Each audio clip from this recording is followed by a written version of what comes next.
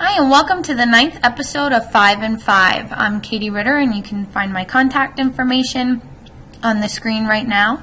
You can find a link to all of the sites that we'll discuss in this episode at bit.ly/5and5links, and you can find all of the 5 and 5s on talktechwithme.com.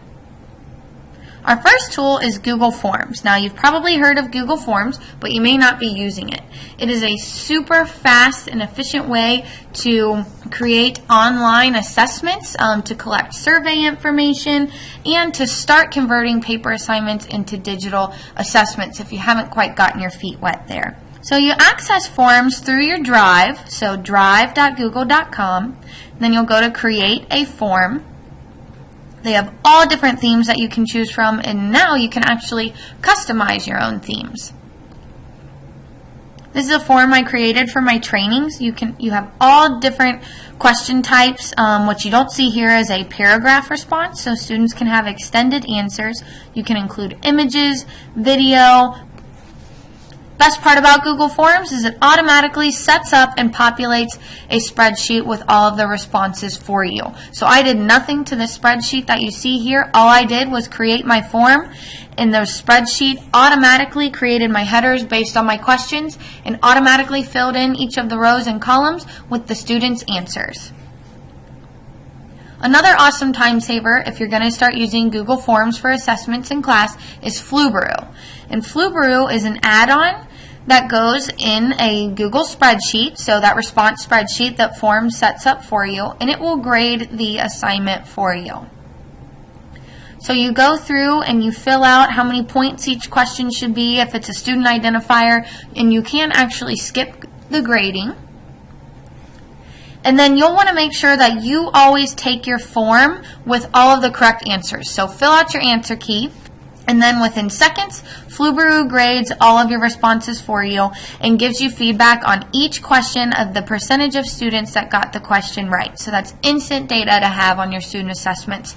And just so you know, you can grade open-ended text answers. You can't grade the paragraph responses. You can actually have Flubaroo go through and grade the open-ended text questions. Then, when you're finished grading, you can actually go back up and email the grades to students so they will have that instant feedback. Our next tool is also sticking with the theme of feedback in Google Drive. This is a new tool called Kaizena, and it lets you integrate with Google Docs and add audio feedback, is my favorite part about Kaizena. So you actually go and you sign in with your Google username. You set up your name if you're a student or teacher. And then you can add what they call a Dropbox, or essentially a folder where you will collect all of the feedback for essentially each assignment. So I set one up called Assignment 1, where I'm going to import all of my students' assignments for Assignment 1 in this folder. Then I can go through and I'll highlight the section of the document that I want to give feedback to. You can add a tag, or essentially a category. So you could add a tag for each section of a rubric that you're going to use with the final assignment here and give them a rating so they have an idea of how they're coming along. And then, like I said, my favorite part about Kaizena is that then you can add audio feedback, and you can add multiple audio comments to any section of the document.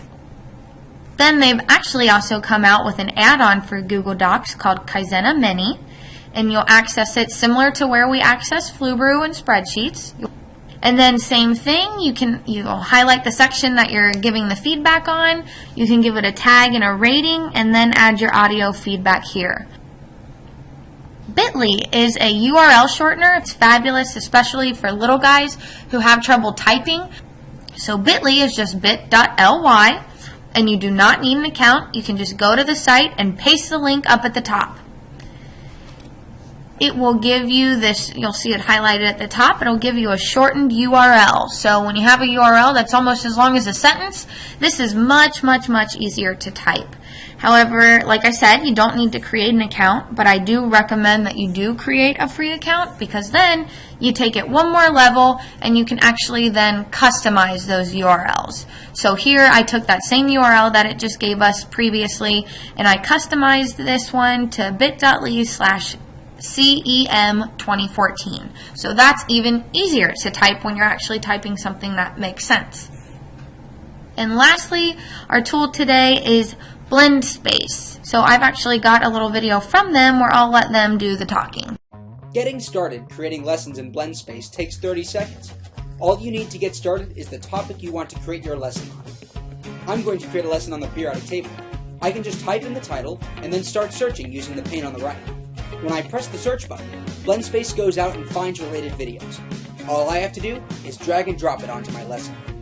I can search a whole list of sources, including Google and EduCreations for educational content. I can even add my own content by uploading and dragging it directly onto my lesson. I can even add rich text to help explain advanced concepts to my students. Once I have all of the components, I can add labels and even reorder them by dragging and dropping. And that's it. And that's it for today's 5 and 5. Thanks for tuning in.